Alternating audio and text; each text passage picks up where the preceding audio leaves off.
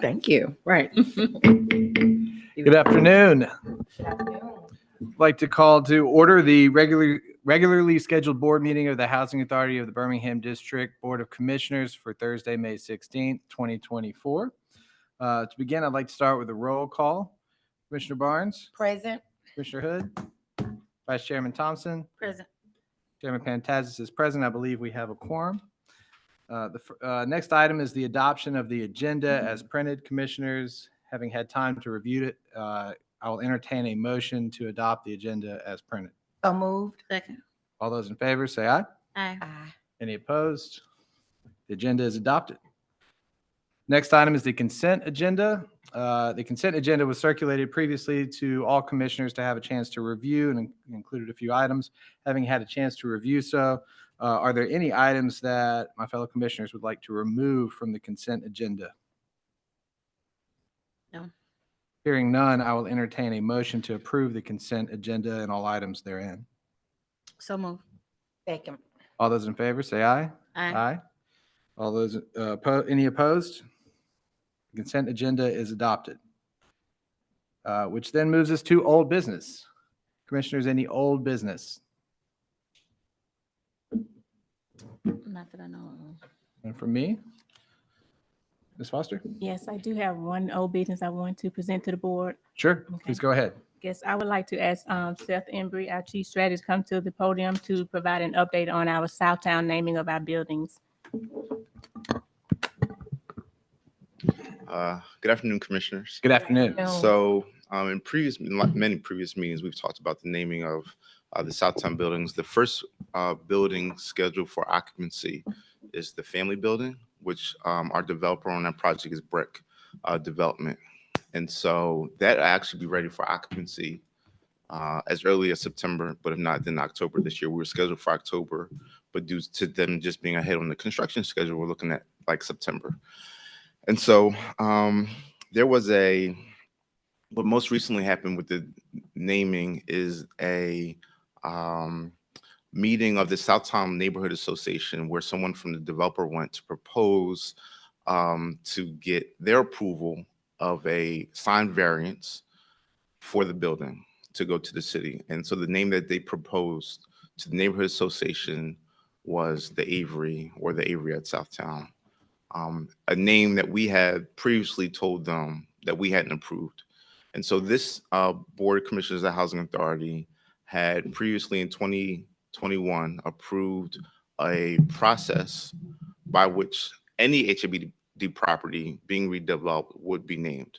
And that what was presented and approved by the board was for there to be a committee formed that would consist of representatives from the Board of Commissioners, HABD, and residents and the developer to come together and to determine what the name of any property would be, whether it was being redeveloped or just renamed in recognition of some event or some person or anything like that.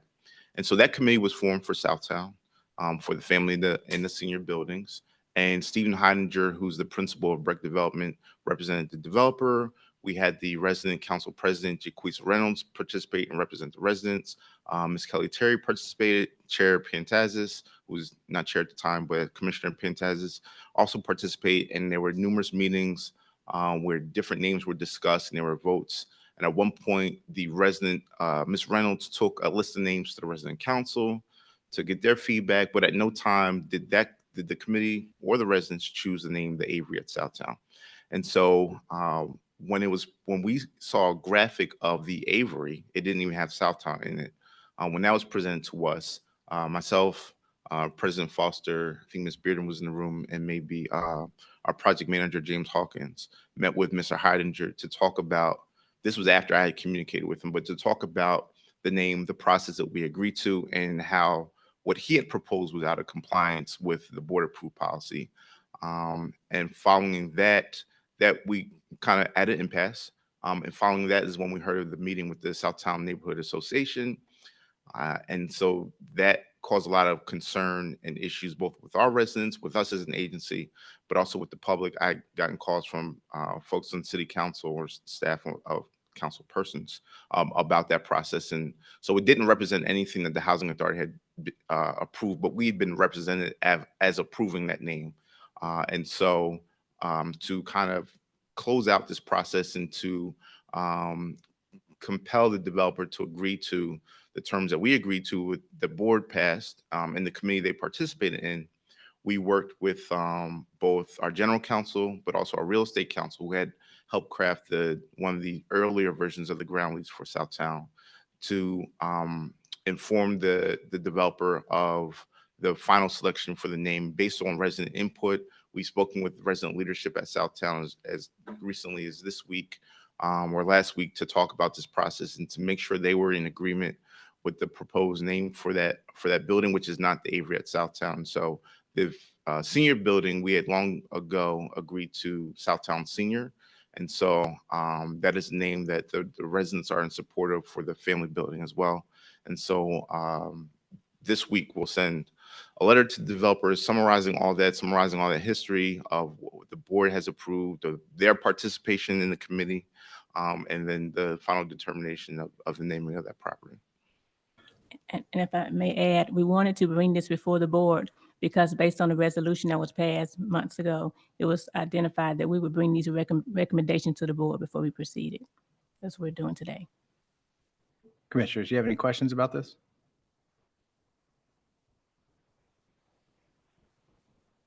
I've got a couple comments. Yeah, if I you want me got to no start, question. and then I'm happy Yeah, to you go right y'all hop ahead. in too. One, Mr. Embry, thank you. I appreciate this. That was a very good summary as far as I understand it as well. So I think it's important that these facts be in the open, in this meeting. So I think that's really important that you brought that and said it in the way you did, because it's entirely accurate as far as I'm concerned. My understanding is the board, and I'm thinking back to the resolution that the board passed years ago as far as how to handle naming rights and naming processes. And my recollection from the reason for that process was so that, there wasn't just one commissioner or one entity that has sole approval to sort of proclaim this place is going to have a name change without any sort of research and thought that goes into it, and sort of a acknowledgement and respect to the history of some of the sites. And so my understanding was that this was sort of a brainstorming session that was to be had, and that ultimately the final approval always and will rest with the Housing Authority in these situations as to how they're going to name the properties. But the committees that were appointed via the board were simply to sort of make sure that it was done so with respect. So I think the way that you're approaching this makes sense to me. And we certainly want to, first and foremost, put the interests of our residents at the forefront of how we proceed with these namings and developments and renamings as we move forward with not just Southtown, but other sites. Is there anything else that you guys would like to add? No, I just think I'm genuinely concerned that something was submitted on our behalf with,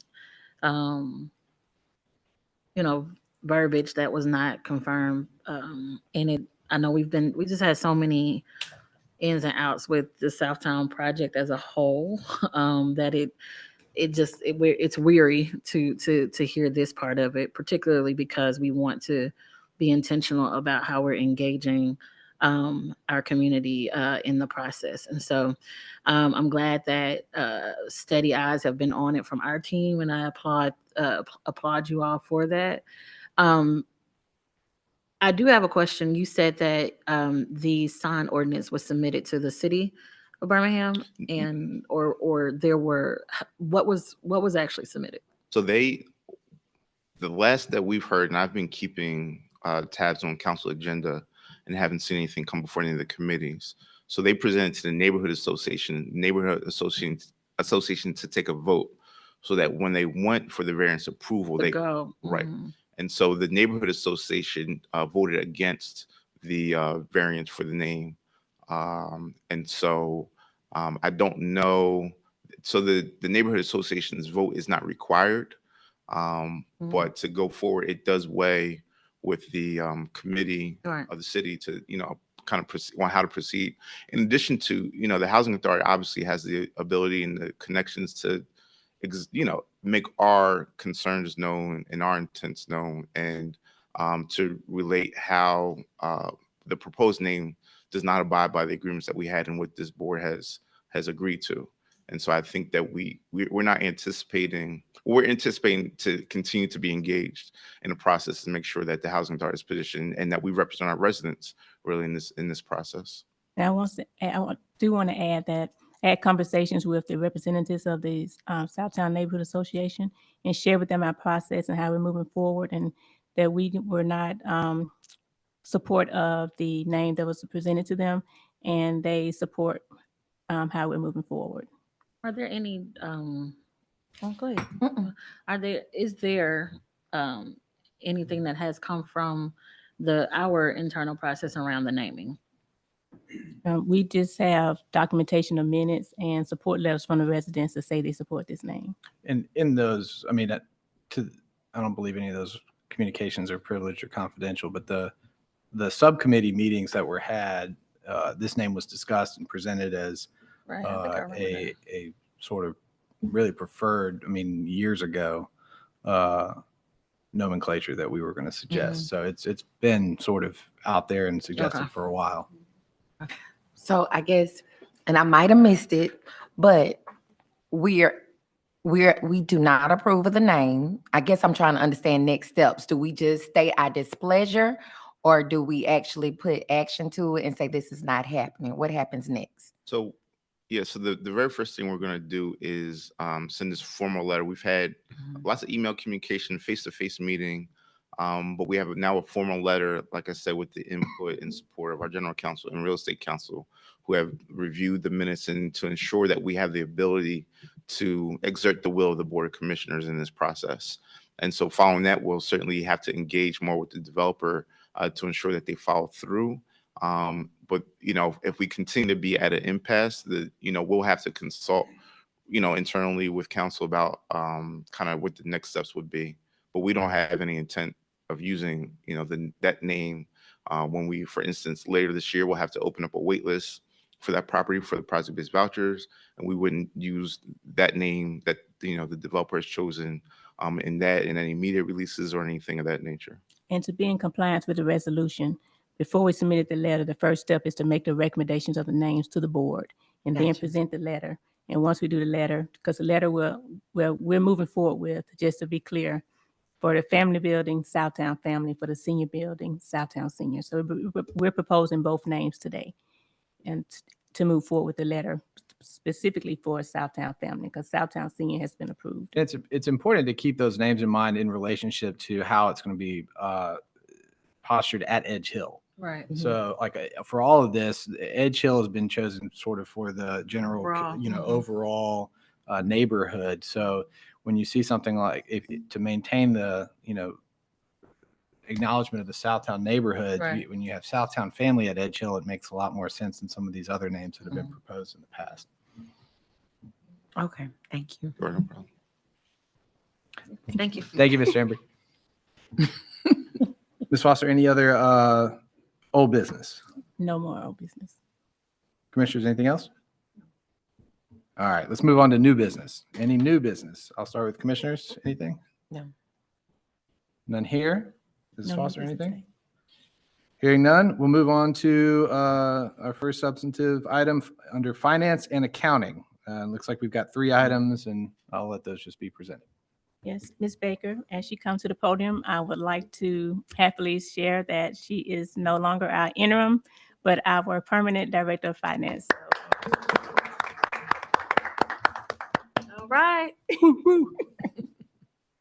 So the first presentation I have for you today is a review of the April of 2024 budget to actual. That's 10 months of our financial year, performance and how we performed against our budget.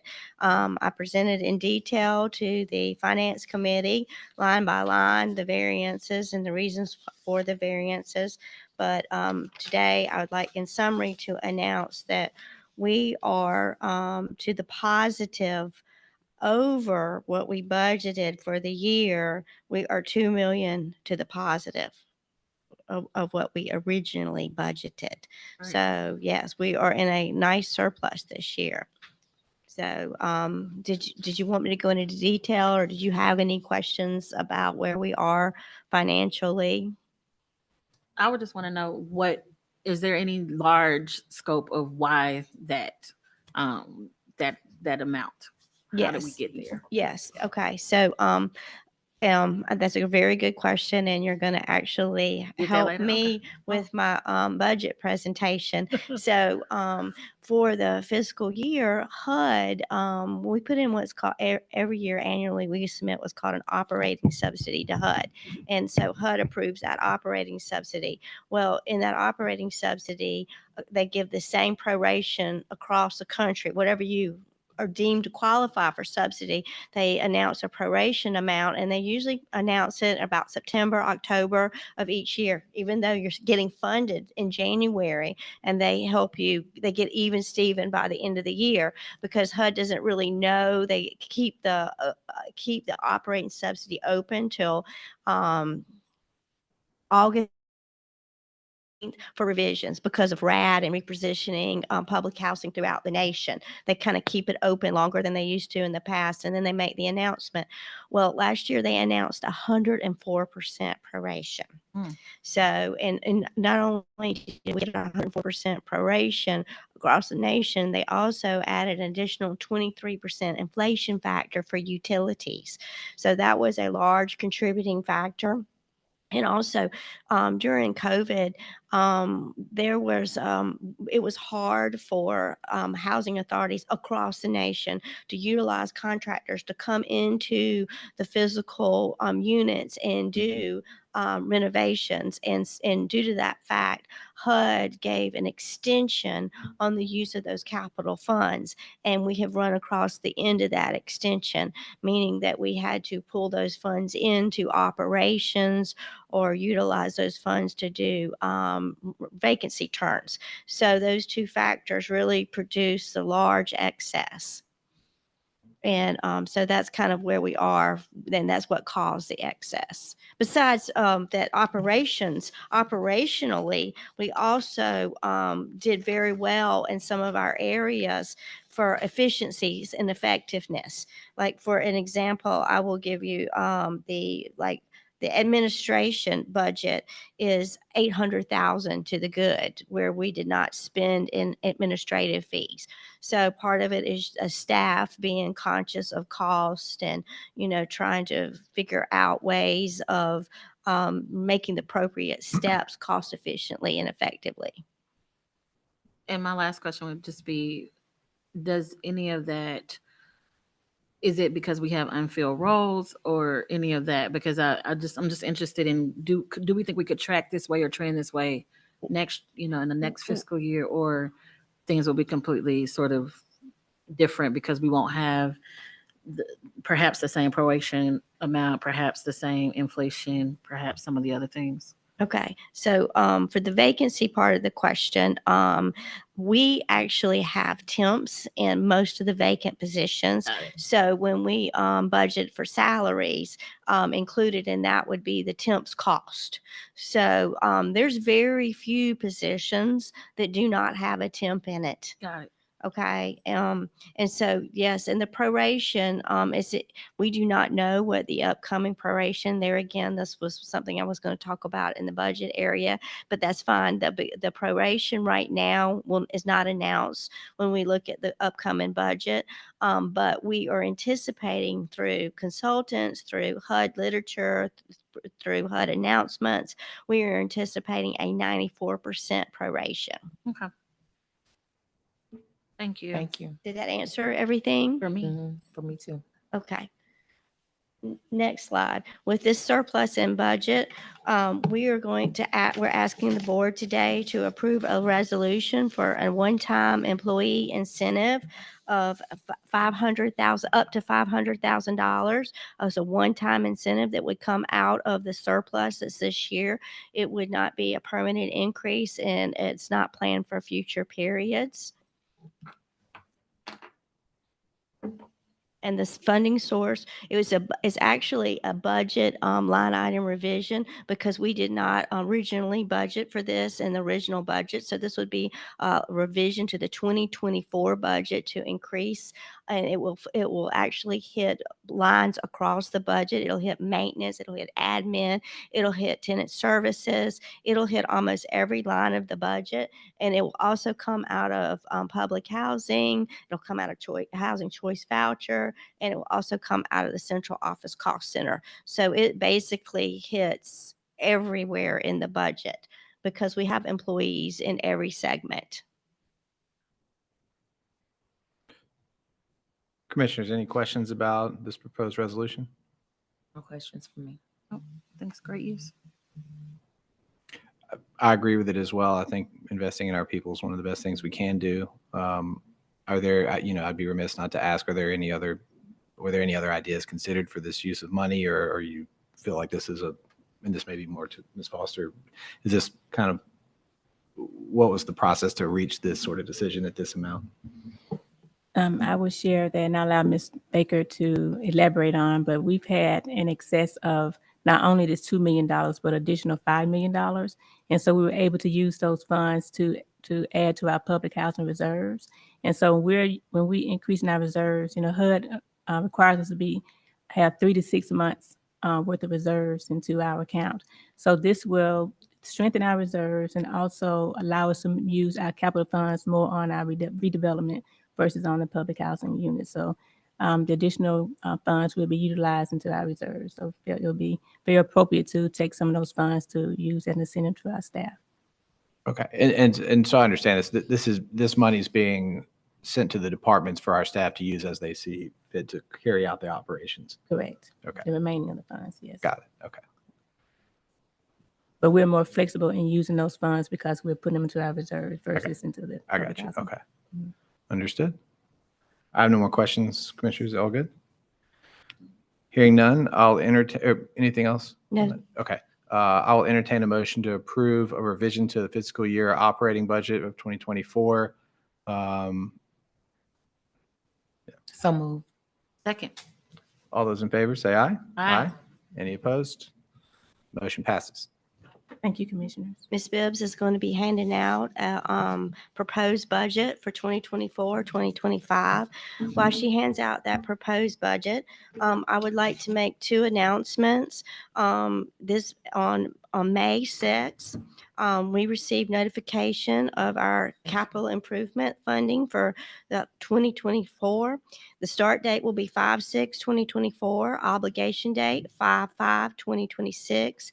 Last disbursement must be made by 5/5/2028, and the amount of funding is $6,773,357. That's 16 million. 16 million. Did I not say 60? I'm sorry. $16,773,357.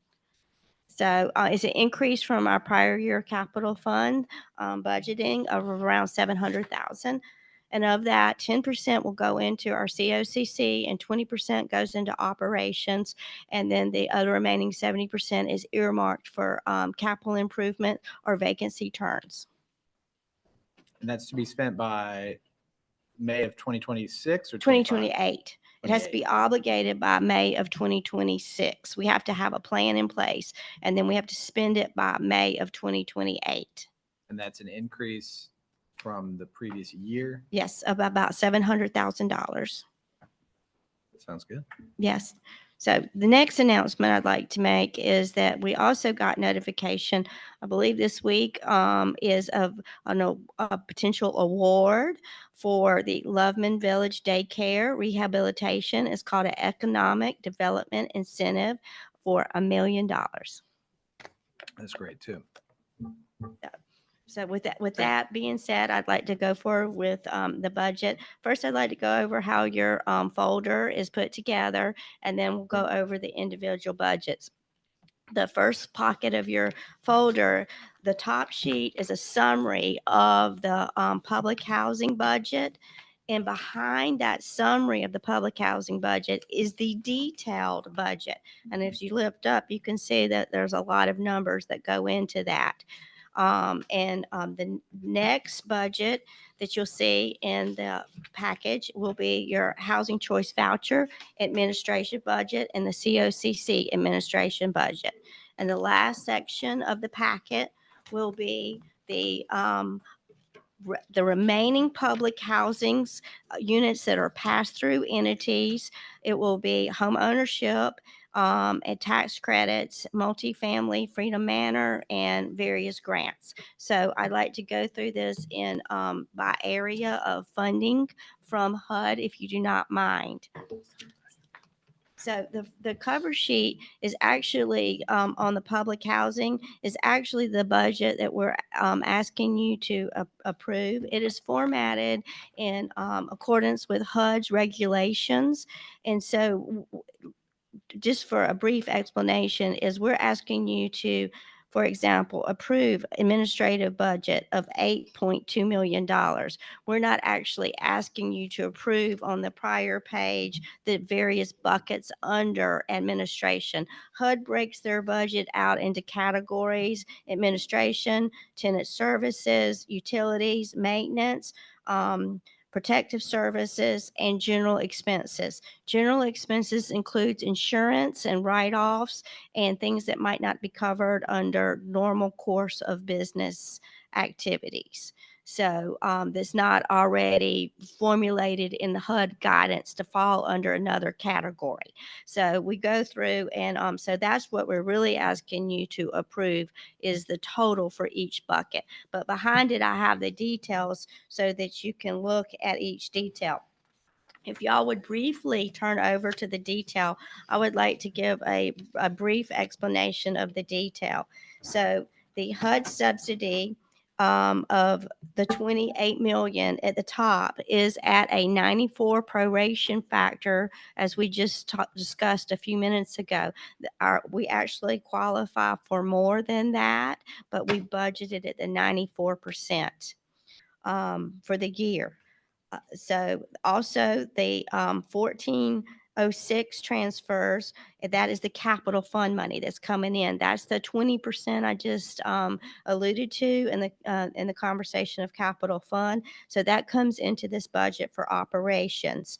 And then there is a line item for potential use of prior year reserves, and there is a new line item this year for investment income that you approved a prior policy for investing funds. So we're anticipating that, and we actually used a lower rate than the bank is currently paying for the variance in rate. And then we also budgeted $7 million in tenant dwelling rental incomes to come up with a $37 million income for our budget for 2024-2025. Our budget period goes from July 1st of 2024 to June 30th of 2025. The next item I would like to bring your attention to under the administration portion of the budget is down below in orange. You will see three things: asset management fees, and bookkeeping fees. Those fees are dictated by HUD to be charged to the public housing budget and to the Housing Choice Voucher Program. I'll explain more on when we get to that one. So those fees are required and must be charged based on the number of units occupied, except for the asset management fee. The asset management fee is based on the number of units available. It's a one-time annual fee, the asset management. You'll notice it's the smaller one. But the management fee and the bookkeeping fee is booked monthly based on the number of occupied units at the first of the month. That money goes straight into our COCC. So that's not really a true expense. It's a way of funding the central office cost center that for administrative purposes under the HUD prescribed format. A little different than you'll see in a business activities type of operation. And then as we go down, we have budgeted for resident services.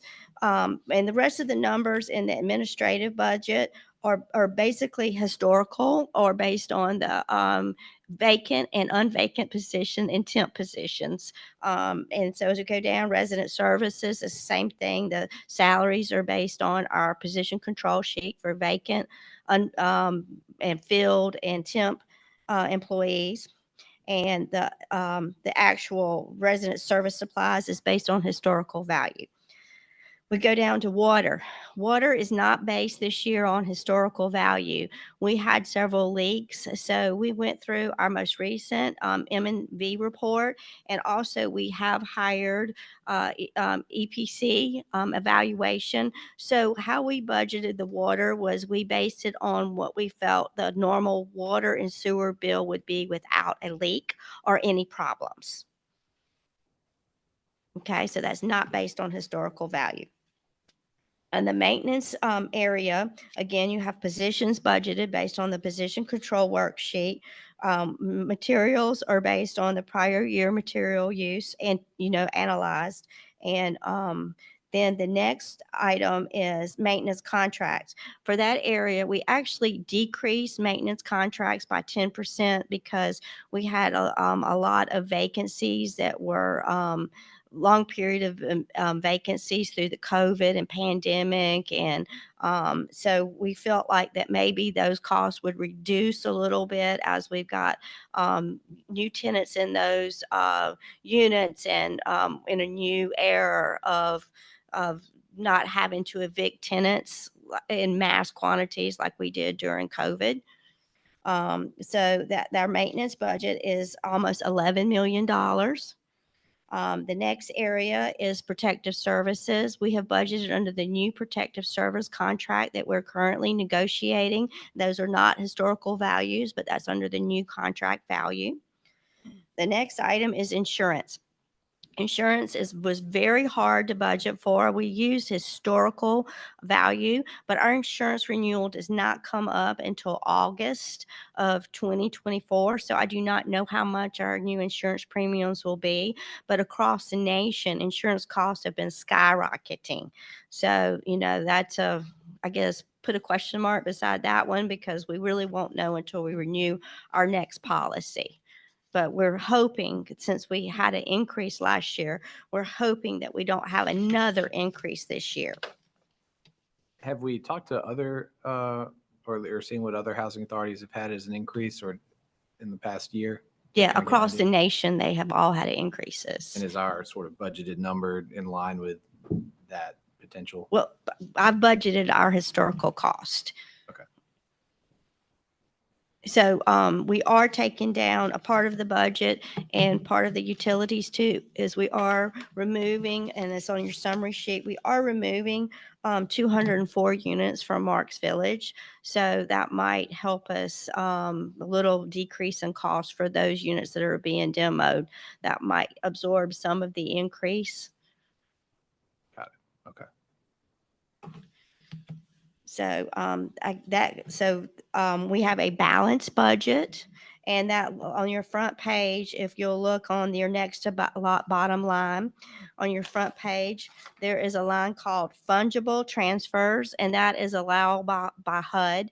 And so what HUD's viewpoint is if you had a community that had a lot of maintenance needed or renovations because it was aging or a lot of vacancy turns and you needed to do a lot of rehab or the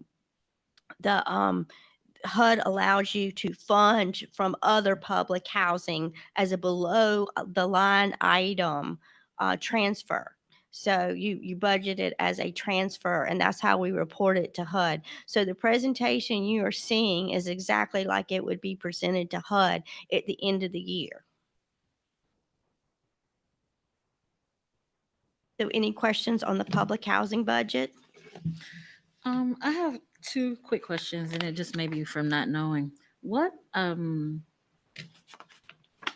where it says resident participation funds, $15, what does that refer to? That is given straight from HUD as part of our operating subsidy. Okay. So They it's- get it's not finished. Okay. $25 per unit, Okay.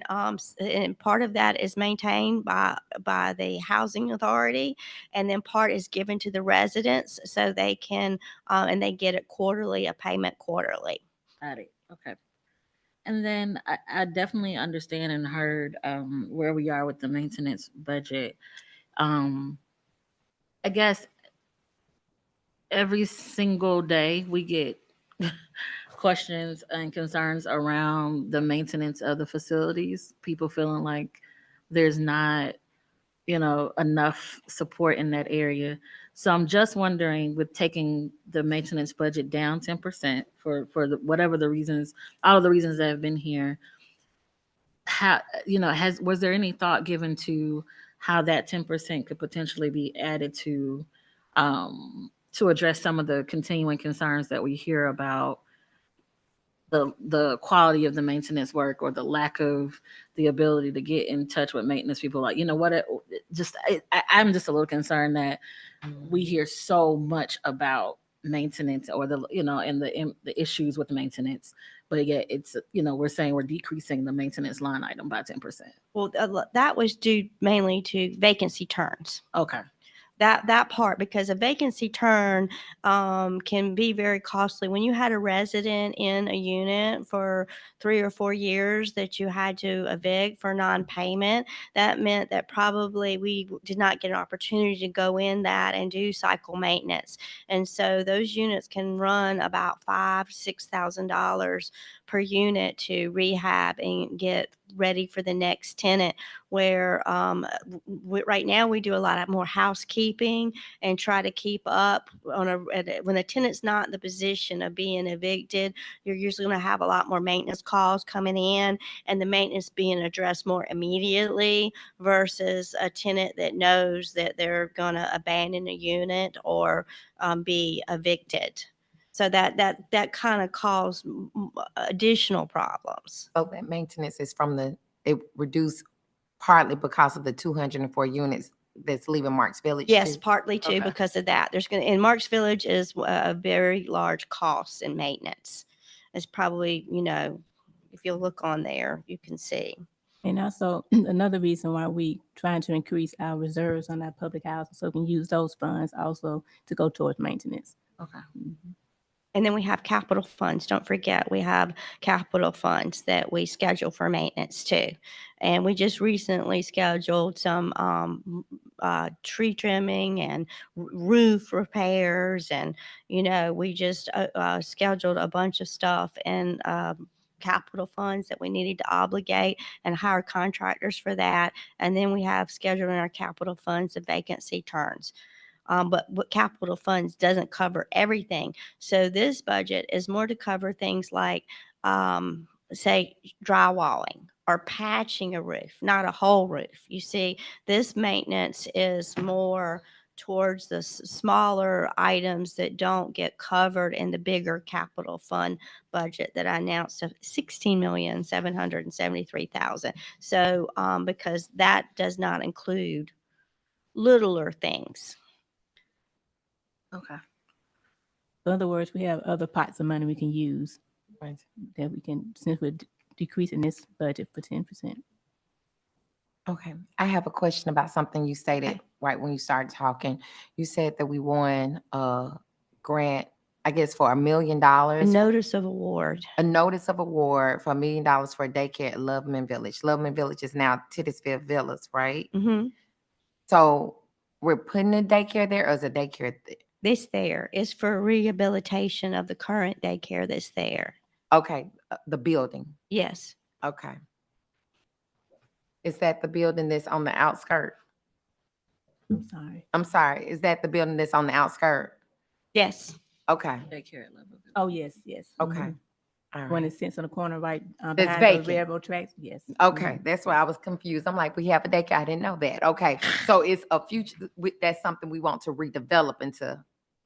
Yes, we want to almost take it down to the studs and redevelop it. And we also have a $500,000 in the 2019 capital fund budget. And then we have another potential $6,000 from the city that they have agreed to participate in this. and we call it a rehabilitation. We'll be taking it kind of down to the studs and rebuilding. It'll be $600,000. 600. I'm sorry. That's all That's right. okay. You see a lot of So it's numbers every day. $2.6 million we have earmarked in funding for it. And we're also partnering with the Birmingham City Schools, so they're providing soft costs. That's good. That's Mhm. something I have been looking forward to, and it kind of just slipped in. I was like, oh, wait a minute now. Right. So thank you. That's Yeah. good And because that it's is been not- sitting vacant for a while. Yeah. Yeah, and that's not in any of the numbers you're approving today because Okay. those are other sources of funding. They're outside of our operational scope. I got you. This is a completely separate question from the budget, I think. How do we staff the daycare on the site like that? Yeah. Who runs We it? usually contract. It's a third-party staffing agency will Mhm. handle that part of it. Yeah, actually, it'll be the Birmingham City Schools, so they're applying for a grant that will cover those costs, Okay. and their staff will actually perform the duties. We do Okay. have one currently at Cooper Green that Mhm. was operated by JCCEO, and so another third party is now contracted to operate Right. that. Because I never see that in our budget, so Right. I'm trying to Right. figure out where Yeah, that comes from. and they 100% pay for our operations. Thank you. Thank you. You're welcome. So would you like me to continue with the next set of budgets? Yes, please. I'm sorry. The next set of budgets are presented together because they're administration budgets. Is the Housing Choice Voucher Program and the Central Office Cost Center. A way to think of the Central Office Cost Center is the 1826 building on 3rd Avenue. It's that building and the people that work in that building, and it's the administrative support for all various grants. The Housing Choice Voucher Program is housed in this building. So this is only the administration part of it. The other funding for it comes directly from HUD, and that is for the tenant HAP, the tenant monthly rent. That is actually held by HUD. There's a budget that's produced by HUD. The funds are held by HUD, and they only disperse those funds as we utilize them. So all the reserves under that particular category, HAP payments, that's held by HUD. So there's no reason to get a budget approved by that or even announce it today because it's completely controlled by HUD. And there is an ability to call HUD if we do think we need extra funding. Maybe we had a big lease up one month and, they weren't going to fund us that much. We got a notice that our potential funding for the following month was, and we think it's short. We can always call HUD and ask for them to advance some of our reserves, but that's not in our bank account, and we do not have access unless we utilize the HUD protocol to access those funds. So they're not presented here. All right, so both budgets are administration. So if we go under the Housing Choice Voucher Program, again, we have the vacant, the temps, and the salary positions budgeted. And then if you go down below under the orange, you'll see the asset management fee has 0. That's because we do not own the buildings and we're not eligible for that cost. But then we have the management fee and the bookkeeping fee. There again, those funds that are $1.5 million go into the COCC.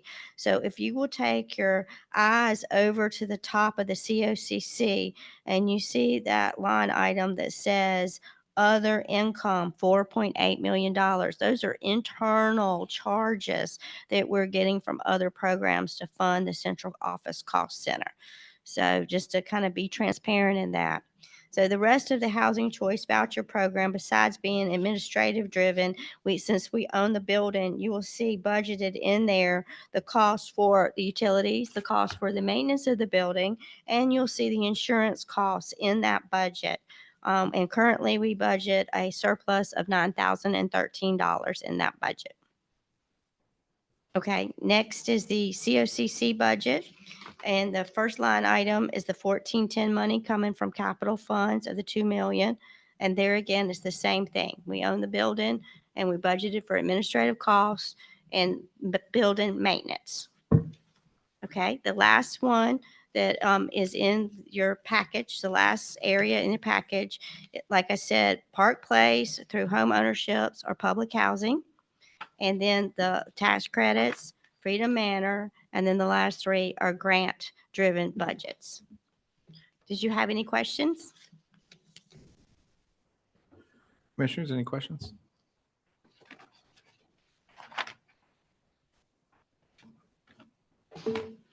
Well, it's just so well put together. But no, I don't have any questions about. So I go back onto the tab data, the house HCV tab. Okay. Where just I might have missed it. Did you talk about where the investment income is coming from? Yes, we had an investment policy approved about 2 months ago that enables us to invest in a sweep account. It's backed by treasury bills. And we have been in discussions with Wells Fargo about entering into those agreements with them and investing some of our funds instead of just letting it sit in the bank account. And that's the amount you all decided, the 90,000. That was just a no, it's just an estimated amount based on available funding that we think we can invest. And I used a 4% rate for it. It is paying like 4.7, 4.8% right now. So I used a lower rate because I felt like that rate could fluctuate. Got it. Thank you. That's the only question I had. I think you. Commissioner Barnes, anything from you? Nothing for me. All right, well, I agree with the vice chair person that this was really well put together, and thank you for submitting all this to us for our review. I think it looks good to me. So do you need us to approve it now? Yes, Okay. yes, I have a resolution for you to approve the public housing budget as presented. The other budgets don't require a formal resolution. They just require preparing and acknowledging and reviewing. But public housing, the front part of your package, requires a formal resolution from HUD. And it's based on the operating budget presented today with a 94% proration factor as discussed. All right, so I will entertain a motion to approve the public housing operating budget for fiscal year ending June 30, 2025 as submitted. So So moved. moved. Second. All those in favor, say aye. Aye. Aye. Any opposed? Approved. Thank you. Thank you, commissioners. Thanks. Baker. Thank you. Okay, it was just presented. We didn't approve. Okay. Next up is real estate development. Our project manager, Christy Hilliard. You will present the first two items.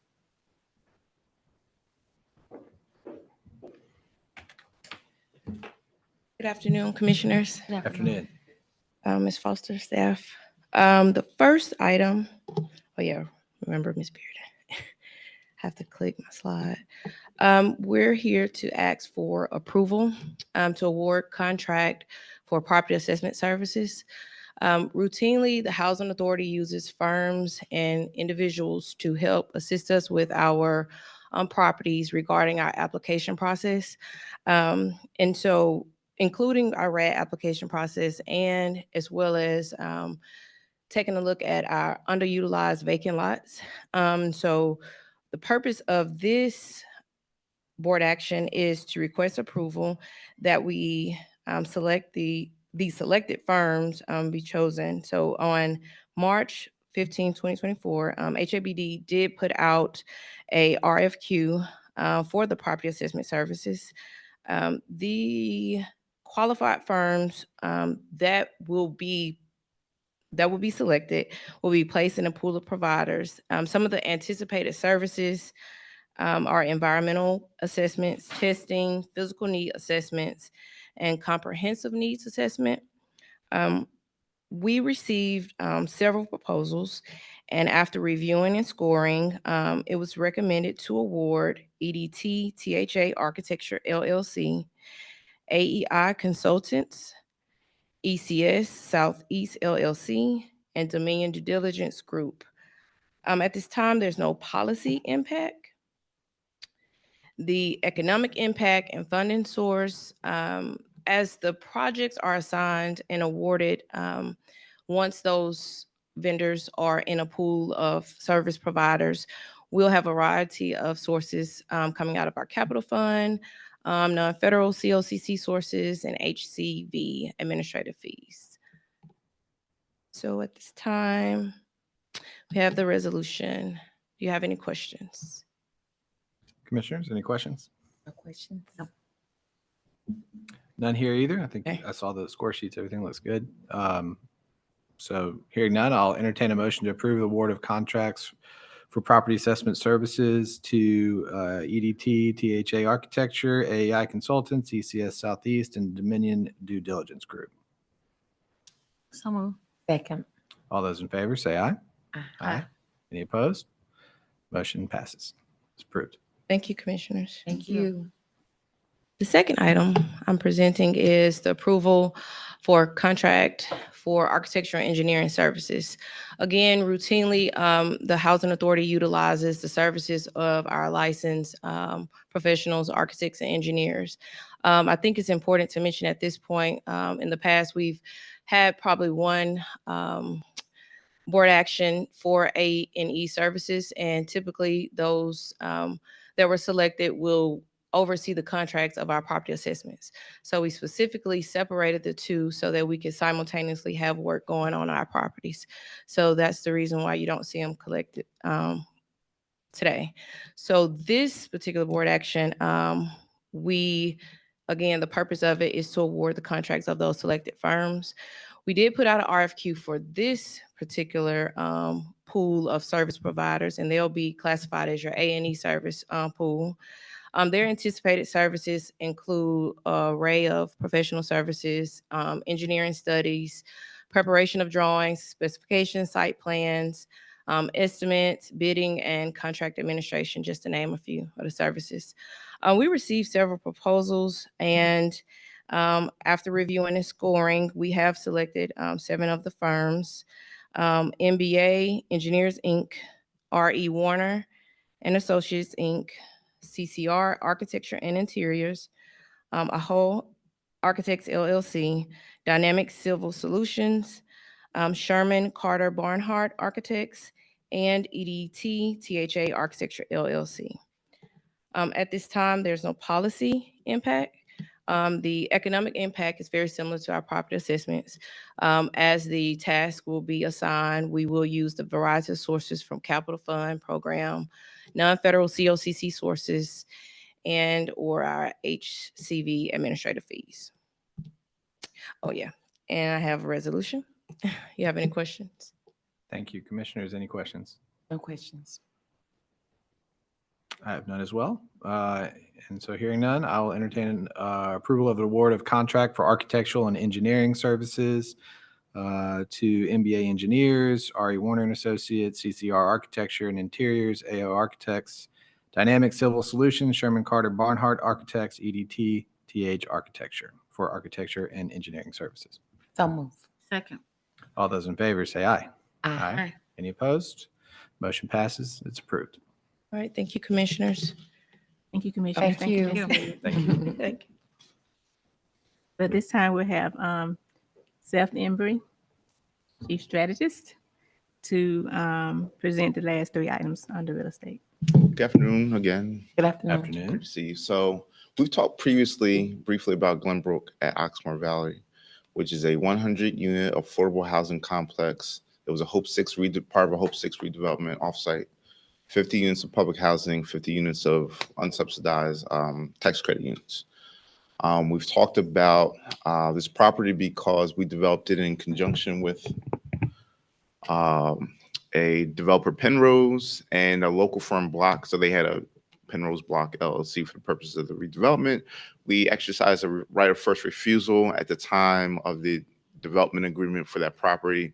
And now we want to begin formal negotiations to enter into a purchase agreement for the property. The purchase agreement will outline the purchase price and the assumption of assets and liabilities and enable HABD to reposition the property for long-term economic viability. I think the property was constructed in 2009.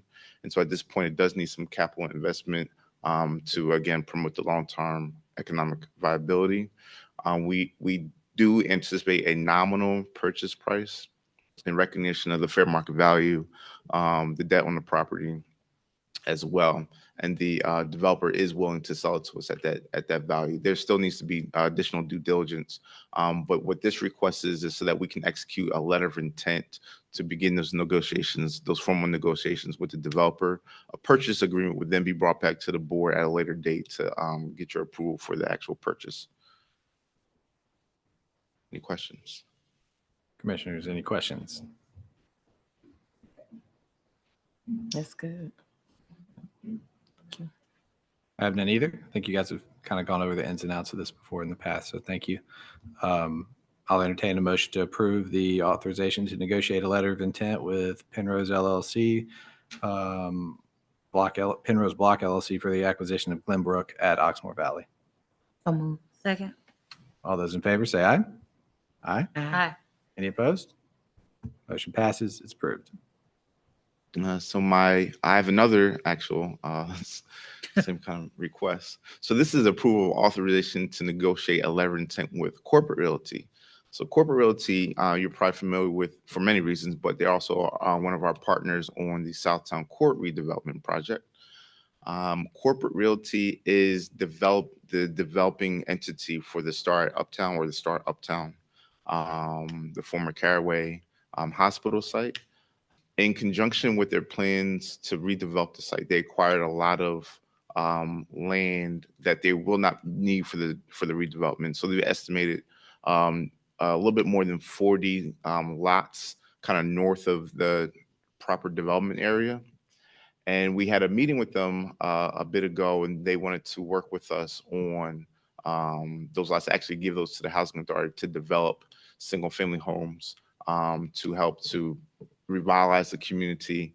In addition to, they didn't have a purpose of them. So those lots are located in Norwood and Druid Hills, the Norwood and Druid Hills neighborhoods. And so we want to request approval of authorization for the president and CEO to negotiate a letter of intent with Corporate Realty for those plots of land. Again, Corporate Realty has offered the land at no cost to the housing authority. But we would want to talk about, timelines and, have a formal agreement with Corporate Realty, including, go through due diligence so we understand we're not going to acquire a site that we actually can't do anything with. So to lay out those parameters of the types of lots that we would expect, and also to think through as a part of the negotiation process and our due diligence is to, like I said, assess the land and get rough estimates for the cost to develop those lots. So it's a huge difference if you got a flat piece of land versus if you don't, and some other conditions. So we have some due diligence to do before, again, we will come back to you with an update about that process. Commissioners, any questions about this? I don't have one. I don't have one. Well, I'm personally really excited. I think I've said it before. I think that for our residents, this is a part of town that, is really about to be very exciting. And I think bringing as many residents as we can to be a part of this is a really great decision on behalf of the agency. So I'm real excited and appreciate y'all taking the initiative to get here. And I appreciate Corporate Realty for being a healthy partner here and helping us do so. Yes. All right. So hearing no other questions, I'll entertain a motion to approve the authorization to negotiate a letter of intent with Corporate Realty for the development of housing in connection with the Star Uptown development. So moved. Second. All those in favor say aye. Aye. Aye. Any opposed? Motion passes. It's approved. So my last request today is, I'm just kidding. Tired of me? Gotta say no once. is for approval of authorization to submit an application for the fiscal year 2024 Choice Neighborhood Planning Grant.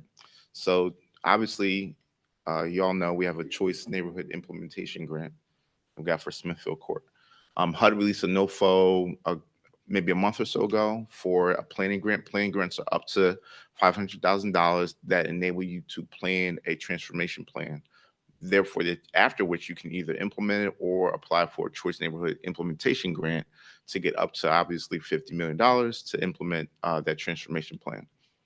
And so we, because of the vast needs that we have in our portfolio and the opportunity that we know, I shouldn't say now, no, but that we know a Choice Neighborhood Implementation Grant would bring, we have decided to apply for a planning grant for FY24. The grant is due June 10th.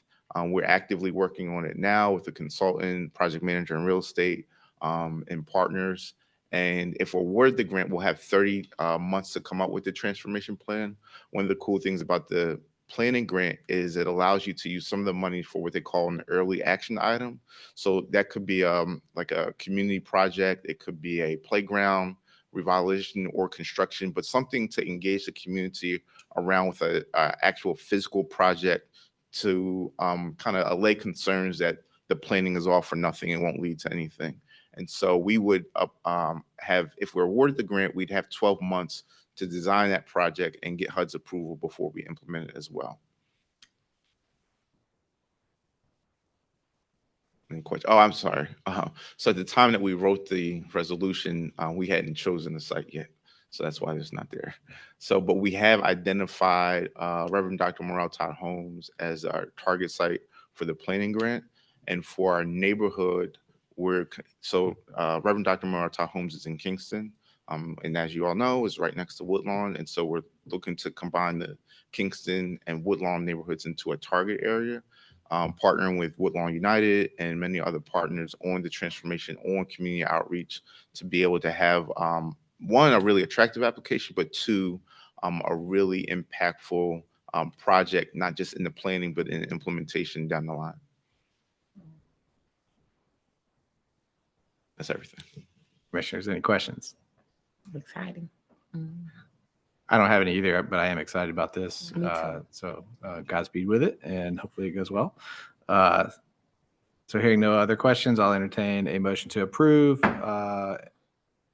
the authorization to submit an application for the fiscal year 2024 Choice Neighborhood Planning Grant and to execute all documents necessary for the submission of said application. So move. Second. All those in favor say aye. Aye. Aye. Any opposed? Motion passes. It's approved. Thank you, Mr. Ember. Thank you. Commissioners.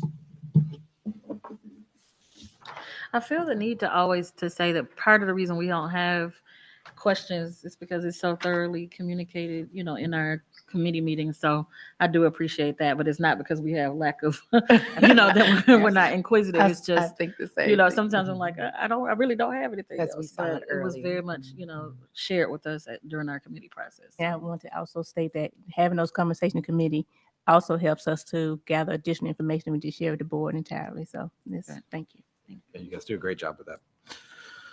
Okay, next item is the presentation of persons desiring to speak before the board who have signed up in advance. And we have one individual online, Diamond Daniel.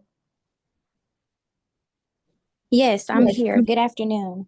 Good afternoon. Hi, so my name is Diamond Daniel, and I reside in Harris Home Community Center, and I've lived there for almost 20 years. With the help of HABD, I recently graduated from Alabama A&M this past spring, and this year I was accepted into the Systems Engineering Master's Program. I wrote an inquiry letter to Ms. French regarding the Naomi Truman Scholarship and its availability to grad students. And she informed me that I would have to reach out to the board and the board would have to make a decision.